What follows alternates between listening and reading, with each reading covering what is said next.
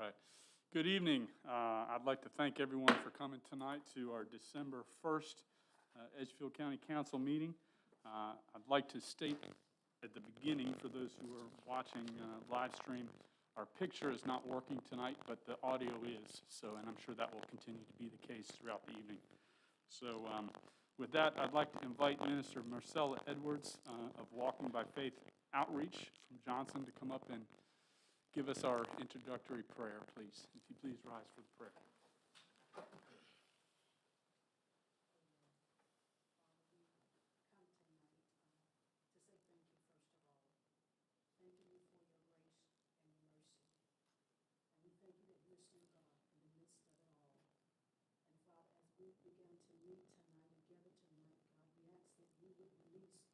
Your spirit of wisdom, knowledge, and understanding tonight.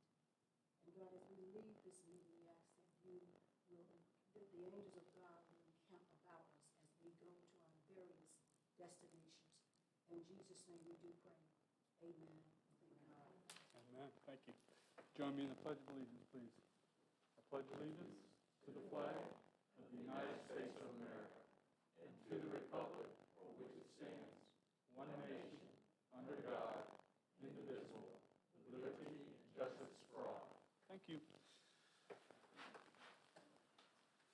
All right. First item on the agenda tonight is the approval of the agenda. I'd entertain a motion to approve tonight's agenda. So moved. Motion's been made by Councilman Campbell, second by Dr. Kenyon. Any questions, comments? Seeing none, all in favor, please signify by raising your hand. Motion passes unanimously. Next item on the agenda is the approval of our November 2nd minutes from our meeting of council. So moved, Mr. Chairman. Motion has been made by Vice Chairman Talbot, second by Dr. Kenyon. Is there any discussion? Seeing none, all in favor, please signify by raising your hands. All right, thank you very much. We do have some guest speakers tonight. We have three, and to keep some distance, we're going to bring them up one at a time. And I'll just say, as a way of introduction, honestly, prior to becoming the chairperson, I didn't know what Gleams was, and I've learned a lot in the last couple of years, and I'm really grateful for these three individuals to come and kind of give us an update what's happening there. And we'll start with Minister Marcel Edwards, please.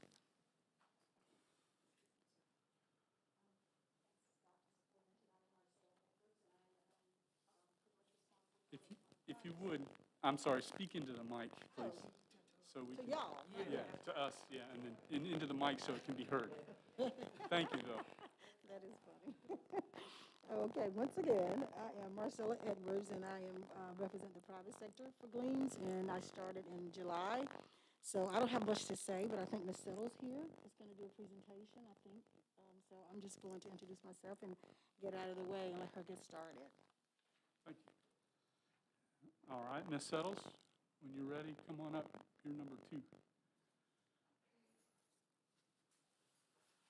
Now we have, just as an FYI, we have 3 representatives from Edgefield County, for those who are watching and don't know about Gleams, that represent Edgefield County at the regional level. So go ahead, Ms. Kim Settles. Again, hello to everybody. Haven't seen you in a while, but it's good seeing you, even though I can see half of you, not all of you. Anyway, my name is Louise Kempsels. I represent Edgefield public sector. And Ms. Edwards, our latest commission member, she was just introduced. She did the publication. Monica Mims right there, she represents the low income. Now, as one who represents, first of all, let me say this.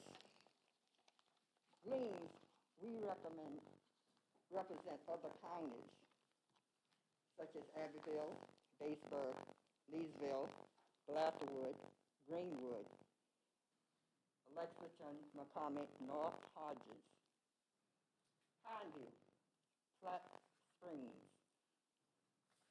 Kenyon, and St. Andrews, Saluda, and Sanders.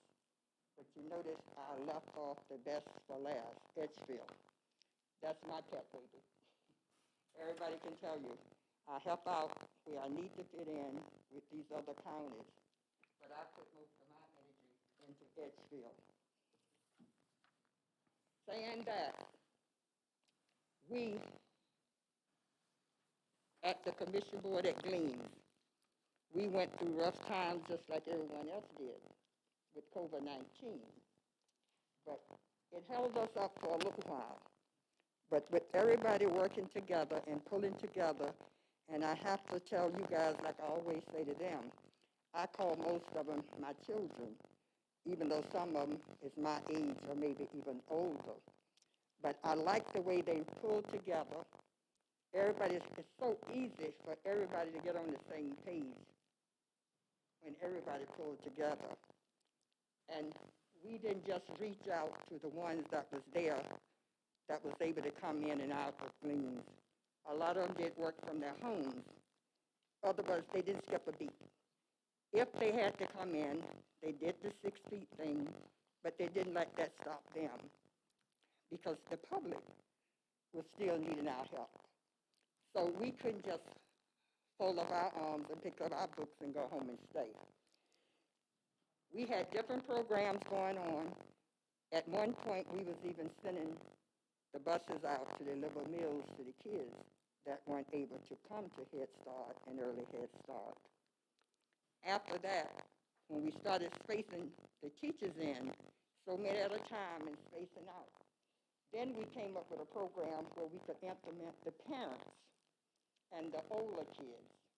So this way, it made things go even smoother because everybody was on the same page with that, coming from the same family.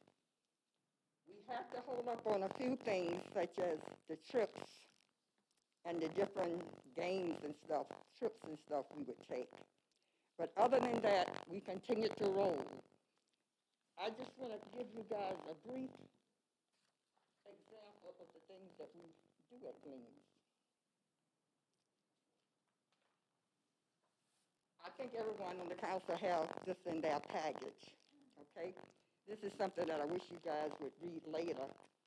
And if there's any questions, there are telephone numbers to the people that you need to ask the questions to. Now,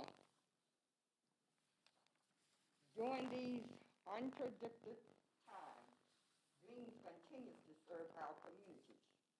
The onset of the COVID-19 exaggerated already present disparities for low-income families. In true spirit of our motto, people helping people, our staff recognized the need to think critically about the immediate impact the COVID is having on our families, beyond utility and rental mortgage assistance.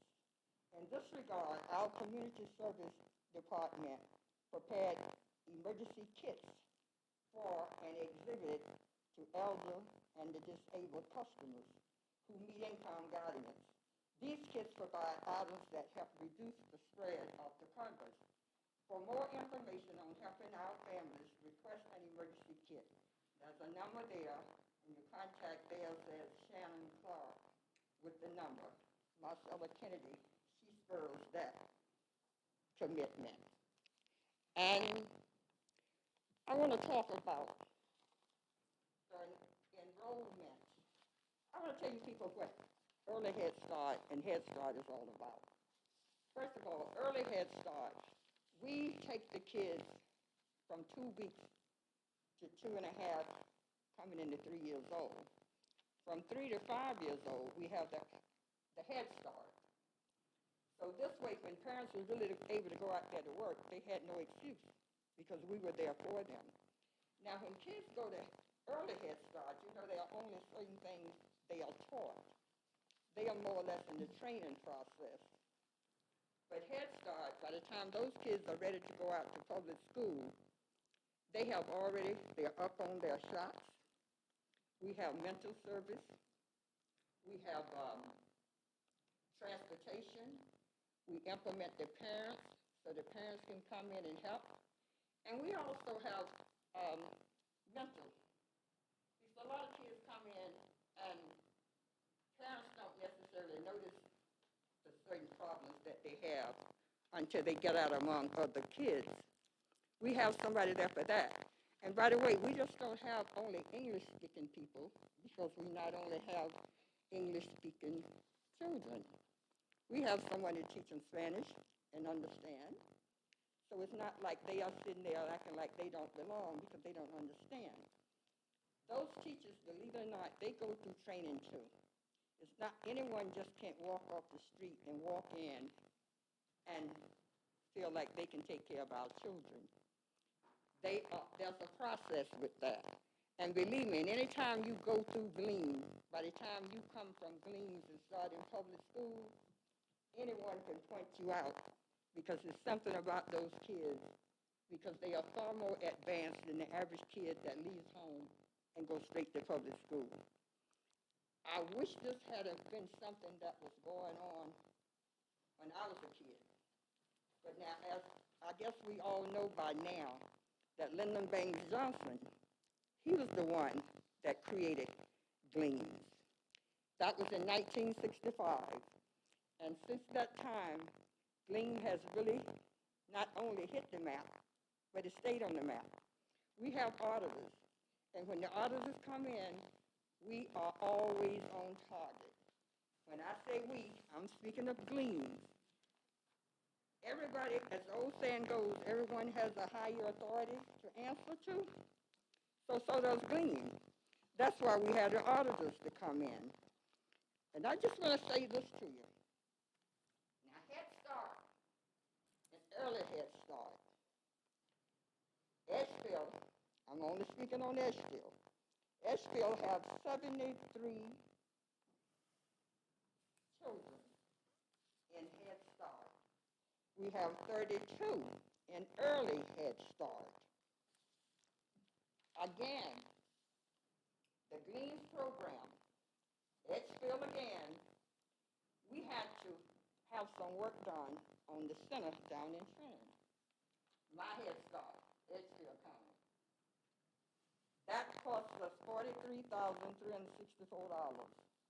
As of now, when it rains like it did a couple of days ago, in the reception area, there seemed to be a leak. We are working on that. But like anything else or everything else, we got a little slowdown on that too because guys weren't able to come in and do what they had to do. Even though it's not fully staffed down there, it's still enough people on board to carry things through. We're still accepting kids, and anybody who needs information as to for the electric bill, there's a notice somewhere, it should be in there. If not, I'll make sure you have it. You get in touch with Pearlie Jones. Now, she's up there behind the health department. That's up there on Star Road, right behind there. And also in that building, this is where it comes in where we have the help with the parents. They can go in there and go online, look up jobs. They can be sent on a job straight from there.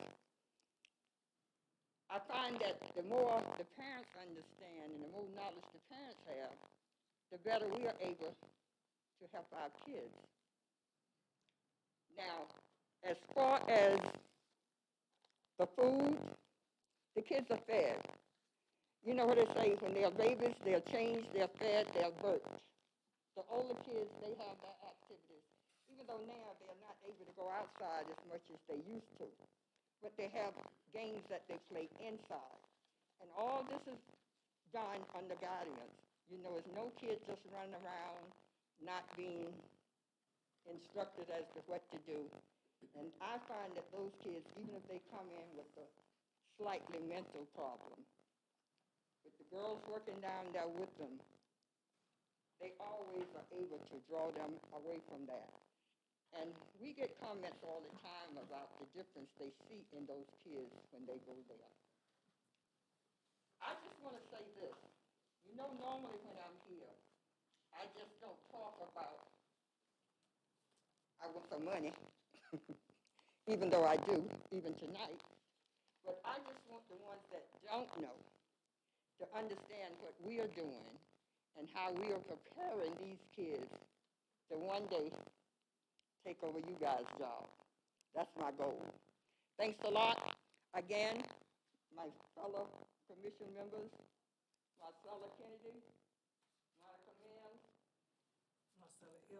Marcella Edwards. We have a Marcella Kennedy, so this is not the first time you heard that, right, Marcella?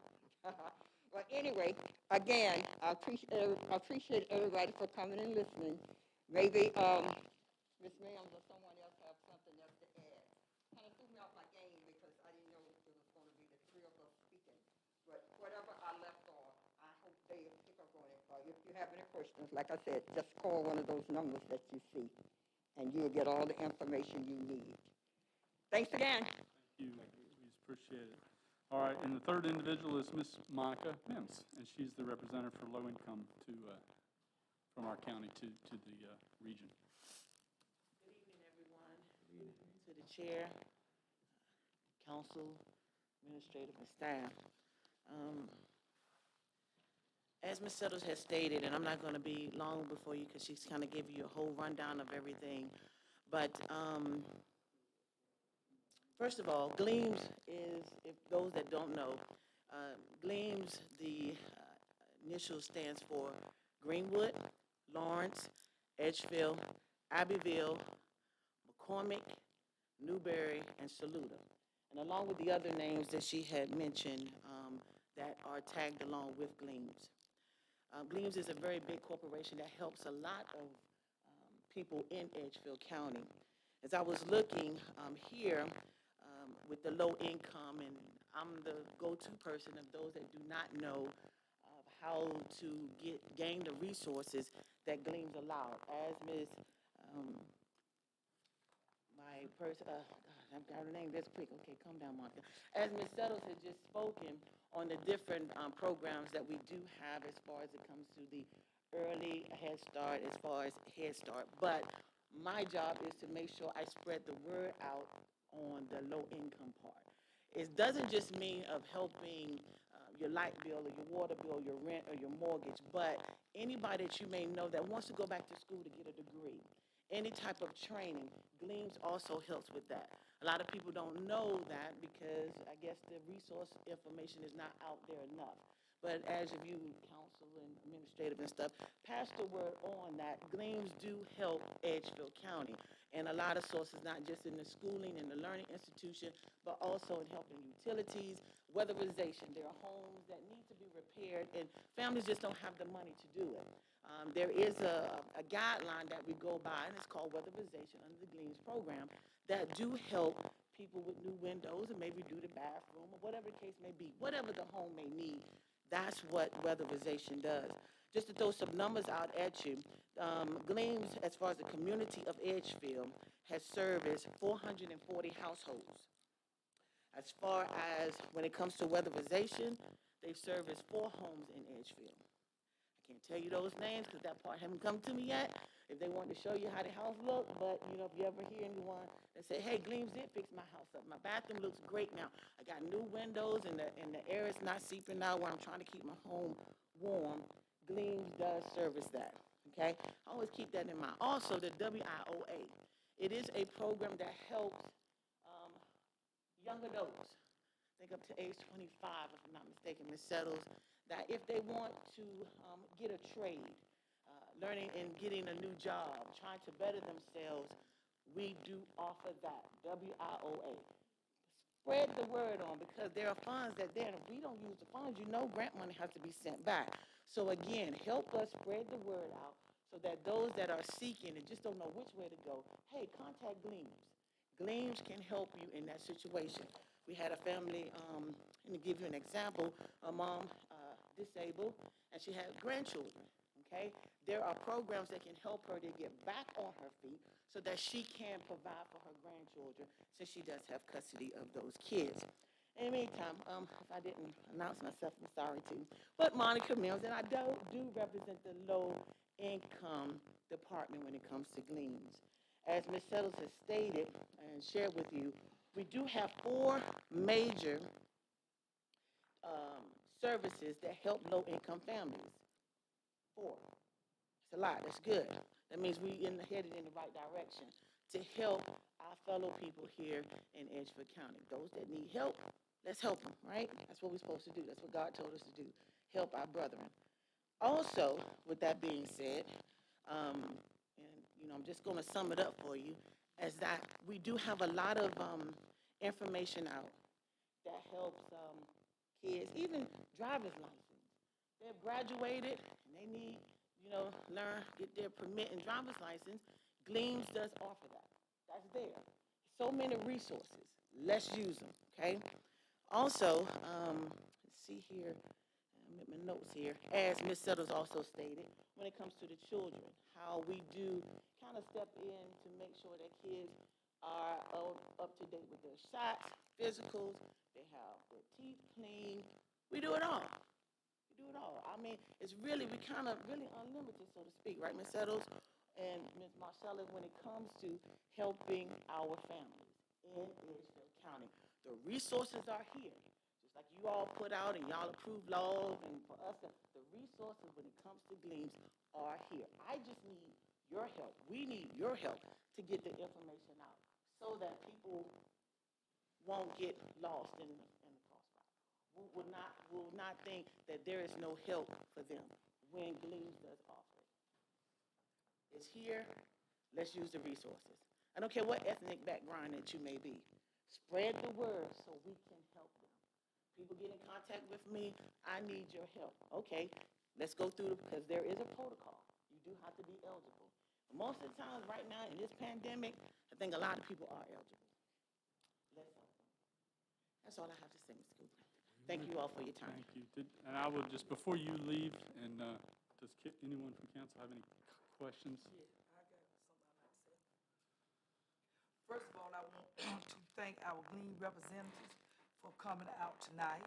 We really appreciate the information and the updates you have shared with us.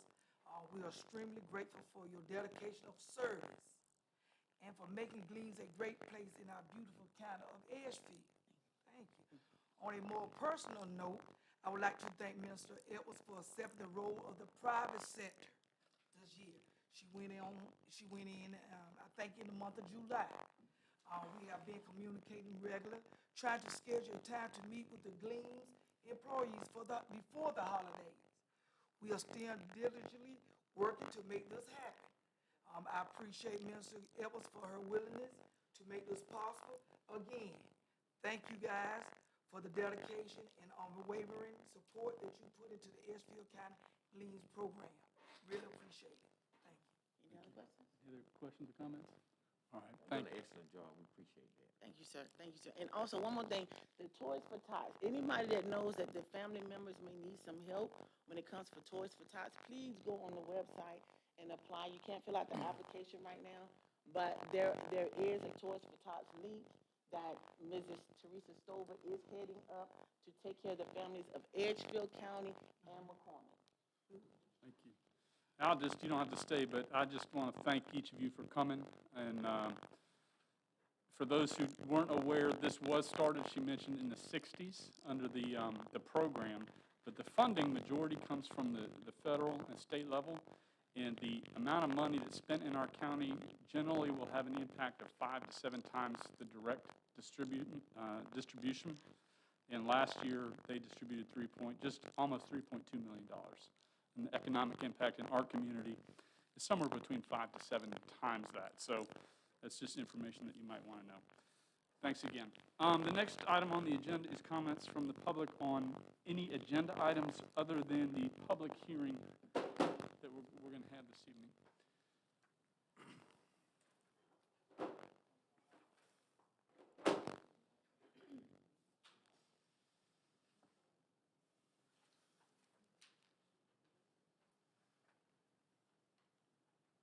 Thank you, Ted. Appreciate it. So these are items that are not on the public hearing menu. And I'm assuming Ms. Kemp Settles, you signed up for what you just did, correct? Okay, good.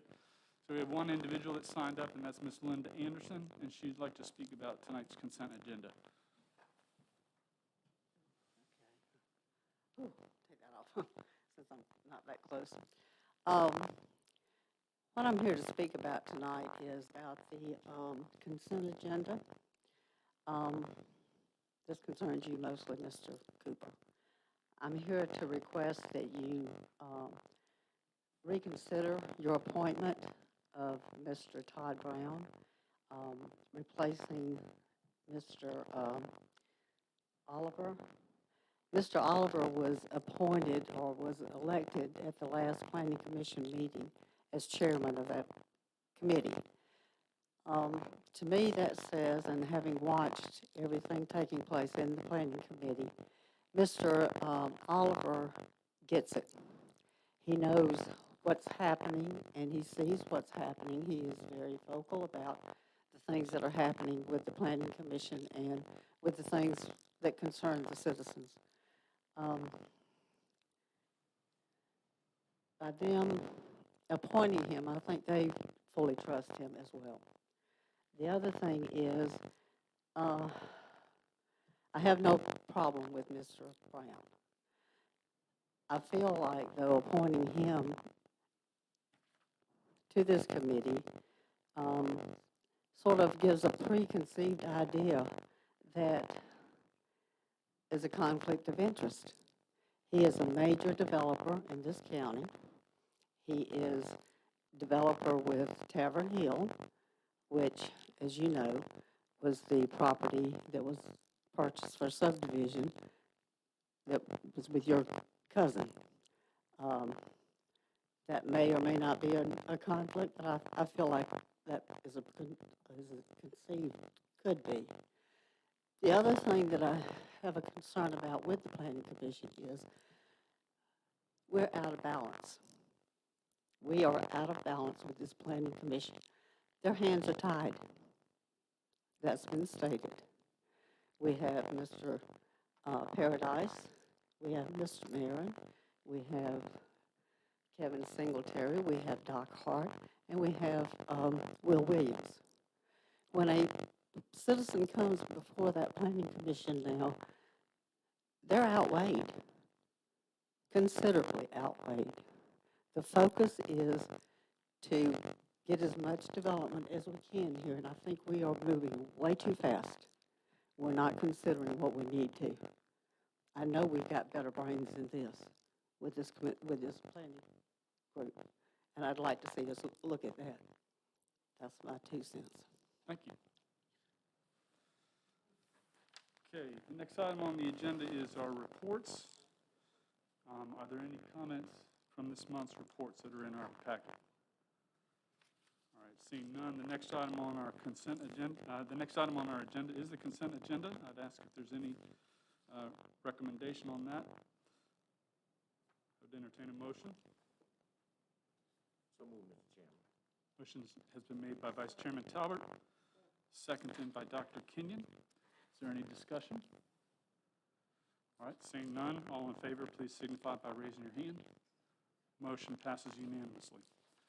Next item on the agenda is a public hearing, and there are 4 public hearings, actually, and they're all very similar.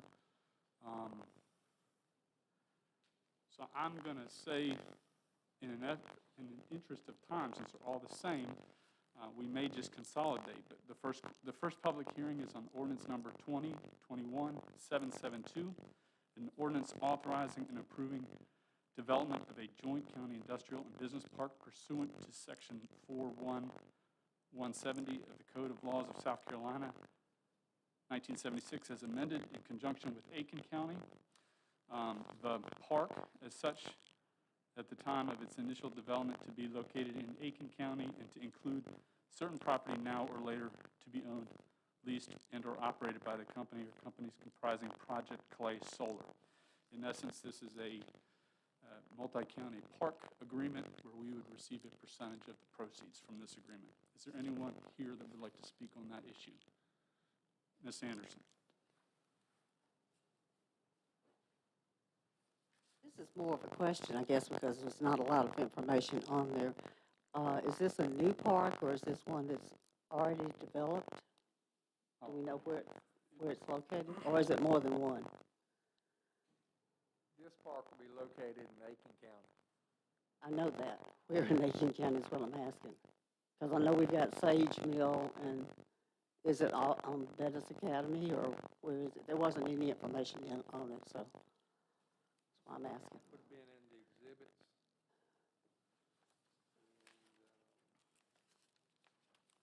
All four of these are in Aiken County.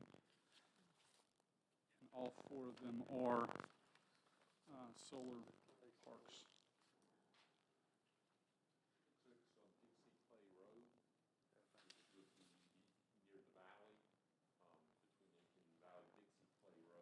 Okay, all of them are on that? No, ma'am. All of those are on that? No? Okay. I'm going to go ahead and read the rest just to say where they are. The next three are on Storm Branch Road. The third one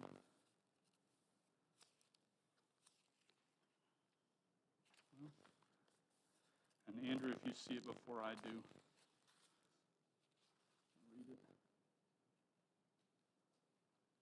Next one's out near Wagner, Lake Amelia Solar. That would be near the Lexington County line near Wagner and Ellensburg County. Okay, so they're not in this, they're not close to Edgefield. And the other one is on Holler Creek Road. Is there a reason we can't get these in our industrial park? I mean, So the question for the public hearing is on these four items. yeah. But that's still a question. I mean, is there a reason we cannot get these? I mean, why does everything keep going to Aiken County when we have an industrial park sitting here? We have a solar park. It's up to the industry. They choose a location, working out an agreement with the property owner before it would come to us. Mr. Chairman, if I may, Hmm? these are not industrial parks. These were solar parks, all four of these. And we do have a project here in Edgefield County that has been proposed, and that is Project Caddis out off of Oots Road. Yeah, that's 1,225 acres. That's considerable. Okay, thank you. Yes. Any other individuals that would like to speak on ordinance number 2021-772? All right, seeing none. Is there anyone that would like to hear, to speak on public hearing of ordinance number 2021-773? It's the exact same thing, but a different location. All right, seeing none. Next item is public hearing of ordinance number 2021-774.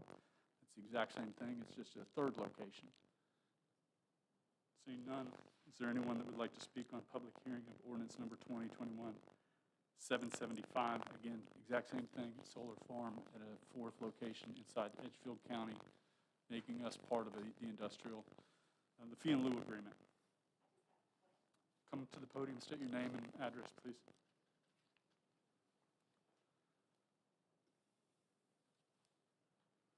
My name is Megan. I live in Johnson. My question is, I didn't understand the not industrial parks. They are solar parks.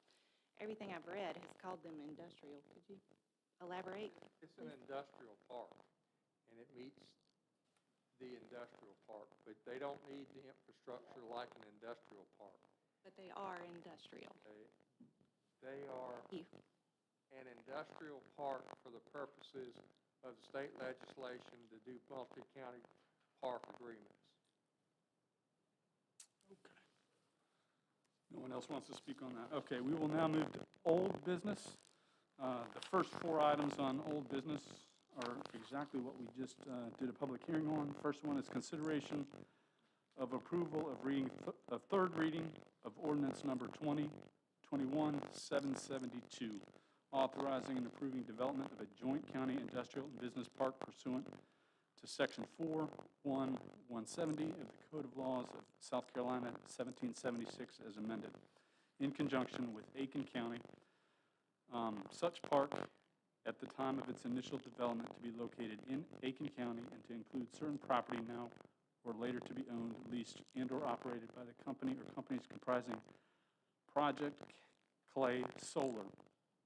The execution and delivery of a written park agreement with Aiken County as to the requirement of payments of fee in lieu of ad valorem taxes with respect to property to park property and the sharing of revenues and expenses of the park, the distribution of revenues from the park within Edgefield County, and other matters related thereto. I would entertain a motion on this ordinance. Move to approve. Second, Mr. Chairman. Motion has been made by Councilman Campbell, seconded by Vice Chairman Talbot. Is there any discussion? Seeing none, all in favor, please signify by raising your hand. Motion passes unanimously. And I'm going to just read the project at the end rather than read that whole thing. For item number 2, it's consideration of approval of third reading of ordinance number 2021-773. It's the same park, type of park with the name Project Clearwater Solar. I would entertain a motion. So move, Mr. Chairman. I will second it. Motion has been made by Vice Chairman Talbot, seconded by myself. Is there any discussion on ordinance number 2021-773? Seeing none, all in favor, please signify by raising your hand. Motion passes unanimously. Number 3, exact same thing, just a different name. Consideration of approval of third reading of ordinance number 2021-774. And this project name is Project Lake Amelia Solar. I would entertain a motion. So move. Motion's been made by Councilman Campbell, Second. second by Vice Chairman Talbot. Is there any discussion? Seeing none, all in favor, please signify by raising your hand. Motion passes unanimously. The fourth item, same exact structure. It's ordinance number 2021-775. An ordinance authorizing and approving development of a joint county industrial park. This project name is Project Wallace 1 Solar. I would entertain a motion. So move, Mr. Chairman. Motion has been made by Vice Chairman Talbot, and I will second it. Is there any discussion? Seeing none, all in favor, please signify by raising your hand. Motion passes unanimously. Next item on the agenda is new business. And this is consideration of approval of bid for re-roofing the administration and archives building. And I'll ask the administrator to go over this with us, please. Yes, Mr. Chairman. In this budget, the budget was approved by council for this fiscal year. There was $40,000 included for re-roofing on the administrative and archives building. We've been doing about one roof a year, and because of balance in the budget, we've had to push this building back several years, so it's in need of re-roofing. We advertised for bids, and you see the bids. We got 8 bids. One of those was late, so it was not reviewed. The low bid was actually Robert W. Nunnery Roofing Company out of Somerton, South Carolina for $28,920,000. Staff would recommend in this case not going with the low bid. If you'll review the records in your that was in your agenda packet, you'll notice that this company has 2 orders from the General Contractors Board regarding conduct of the contractor. One of those complaints was operating under a different name. Another one of the complaints was where he started work without a permit, and when the building official required him to rip up part of the roof, he had not repaired the rotten wood underneath. So we would recommend not going with this company, but to go with the next lowest bidder, which would be Gilstrap Roofing. Gilstrap Roofing is $32,375. He has a 1.5. He has a specialty roofing contractor's license for up to $1.5 million, so it's well within his licensing limit. And I would add that he has done satisfactory work for us before. This is the company, you may remember last year we did the roof on the library, and he was the company that did that roof for us.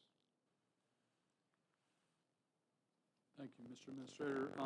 Before accepting the motion, I'll just ask if there's any questions for our administrator on this. All right, seeing none, I would entertain a motion to approve this bid for re-roofing of the Administration and Archives building. So moved, Mr. Chairman. Motion has been made by Vice Chairman Talbert, Second. second by Councilman Campbell. Is there any Mr. discussion? Chairman, can I clarify that that motion is for Gilstrap? Yes, for Gilchrist. Thank you. Any discussion? Seeing none, all in favor signify by raising your hand. Motion passes unanimously. Thank you. All right, the next item on the agenda is consideration of approval of a memorandum of understanding between the U.S. Marine Corps Forces Special Operations Command, Marine Special Operations School, and the County Council of Edgefield County, South Carolina. I believe this is an annual item, but I'll ask.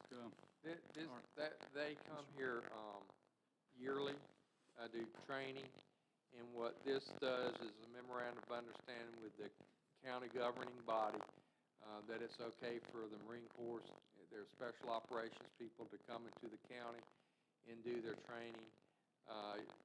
The general public really doesn't know they're here. They're pretty good about that, and memorandum sets up their training guidelines, what they, where they do and what they don't do, and this would be a 5-year agreement. I had in my bold paragraph, I messed up and wrote a 3-year agreement. I was in error. That's a 5-year agreement.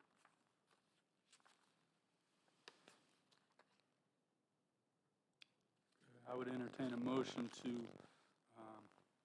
approve this memorandum of understanding between the U.S. Marine Corps Forces Special Operations Command, Marine Special Operations School, and the County Council of Edgefield County. So moved, Mr. Chairman. Motion has been made by Vice Chairman Talbert, and I will second it. Is there any discussion? Seeing none, all in favor, please signify by raising your hand. Motion passes unanimously. Last item on the agenda of new business is a resolution declaring the results of a referendum held on November 3rd, 2020, on the question of the imposition of a 1% sales and use tax in Edgefield County. And that also is in our book, but I'll ask the administrator if you'd like to explain that. Yes, sir, Mr. Chairman. Basically, state law requires the governing body, after the approval of capital project sales tax to within 30 days, pass a resolution declaring the results of the referendum, and that's what this is doing.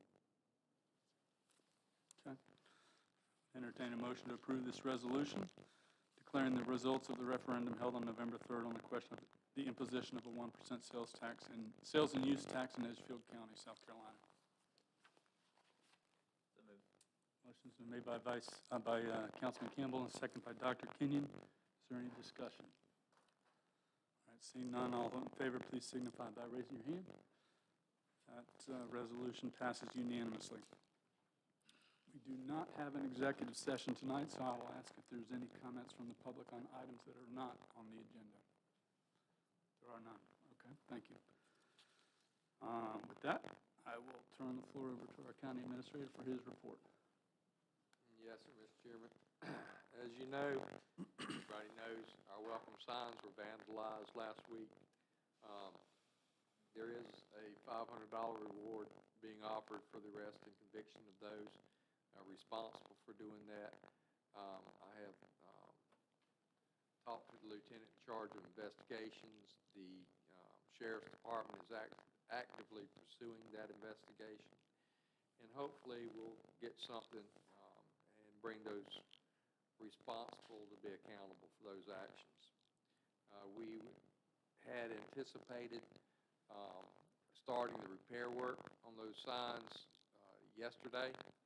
Yesterday was damp and wet, so paint wouldn't hold. Today it was cold and windy. We need temperatures up over 45 degrees in the signs be able to warm up so that the paint will adhere correctly. So hopefully, we're going to be out there doing that tomorrow is the plan. My understanding is the temps will be all right to do that. Sheriff-elect Rowland, he's going to be establishing a transition office in the old auditor's office. There next to the pool room.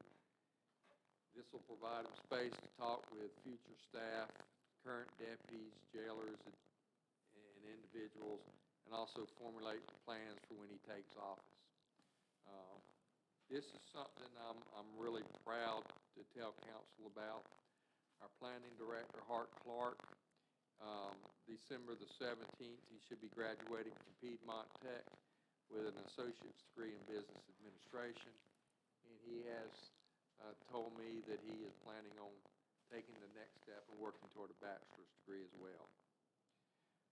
Edgefield County currently has 30,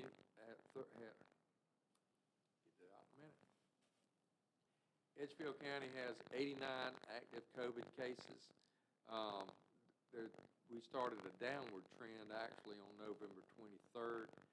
We hope that trend will continue, but we'll see what the Thanksgiving week had in store for us.